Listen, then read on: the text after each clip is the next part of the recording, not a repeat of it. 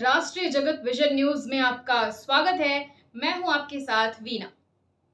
छत्तीसगढ़ के पुलिस महकमे को हिलाकर रख देने वाला खुलासा हुआ है। जी हां, उगाही के आरोप में गिरफ्तार आरोपी और डीएसपी रैंक के अधिकारी के बीच का व्हाट्सएप चैट वायरल हो गया है। आरोप लग रहे हैं कि क्या वर्दी के पीछे वसूली का पूरा रैकेट चल रहा है। इस खुलासे ने पूरे राजनीतिक और प्रशासनिक गलियारों में हड़कंप मचाकर रख दिया है।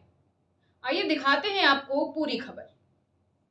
छत्तीसगढ़ की राजधानी में इन दिनों एक सनसनीखेज ट्वीट ने पूरे प्रशासनिक और पुलिस महकमे में हड़कंप मचा दिया है। राज्य के वरिष्ठ खोजी पत्रकार के द्वारा किए गए एक वायरल ट्वीट में खुलासा किया गया है कि एक राज्य पुलिस सेवा एसएसपी के डिप्टी एसपी रैंक के अधिकारी की व्हाट्सएप चैट गिरफ्तार वसूली आरोपी आबिदी हसन के साथ सामने आई है, जो न केवल आपराधिक साजिश की पुष्टि करती है बल्कि वर्दी के भीतर पल रहे एक रैकेट का भयावह चेहरा भी उजागर करती है।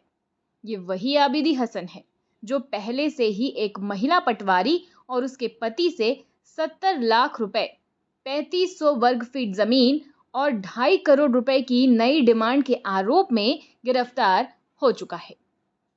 आरोपी हसन आबिदी द्वारा अपने आप को ईडी ईओडब्ल्यू में एसीबी की अधिकारी बनकर के या फिर उनके परिचित बनकर के उनको लगातार उनके फर्जी दस्तावेज तैयार करके उसके विरुद्ध में रकम मांगे जा रहे थे।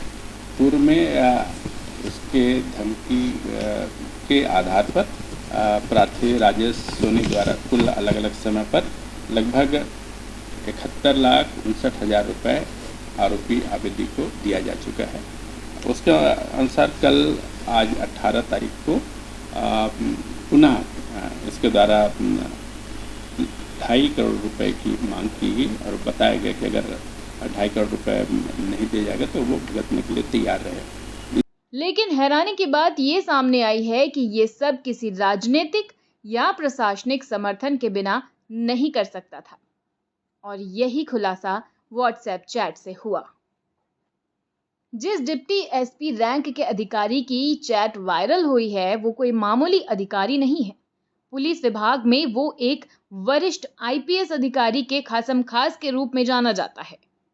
एक ऐसा अधिकारी जिसे मीडिया में अक्सर तेज तर्रार, राजनीतिक रूप से चतुर और बेहद प्रभावशाली रूप में प्रोजेक्ट किया जाता है, हालांकि अधिकतर गलत कारणों से। इस अधिकारी की पोस्टिंग एक संवेदनशील एजेंसी में है जिसे भ्रष्टाचार की जांच के लिए गठित किया गया था, लेकिन अब वही एजेंसी वर्दीधारी अपराध की पनाहगाह बन चुकी है। ये स्पष्ट हो चुका है कि ये गठजोड़ कोई एकल अपराधी की साजिश नहीं थी, बल्कि ये पूरा ही सिस्टम एक संगठित वसूली नेटवर्क का हिस्सा बन चुका है।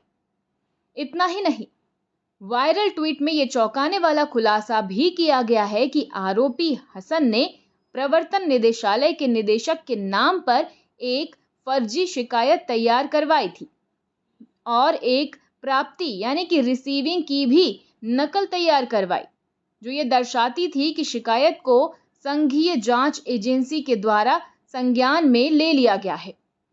ये कृत्य अपने आप में न केवल धोखाधड़ी है बल्कि ये दिखाता है कि हसन को किस स्तर पर तंत्रगत संरक्षण मिला था। इस खुलासे के बाद कई सवाल उठने लगे हैं। सवाल यह है कि क्या इस डिप्टी एसपी अधिकारी को अब भी संरक्षण मिला हुआ है? क्या राज्य सरकार या पुलिस महानिदेशक इस प्रकरण पर चुप रहेंगे? क्या व्हाट्सएप चैट को डिजिटल साक्ष्य मानते हुए विभागीय या कानूनी कार्रवाई की जाएगी? क्या सरिता सोनी और उनके परिवार को न्याय मिलेगा? क्या वर्दी पहनने वाले रक्षक अब खुद ही भक्षक बन चुके हैं? और फिलहाल खबरों में इतना ही। अपडेटेड रहने के लिए हमारे चैनल को सब्सक्राइब कर लीजिए।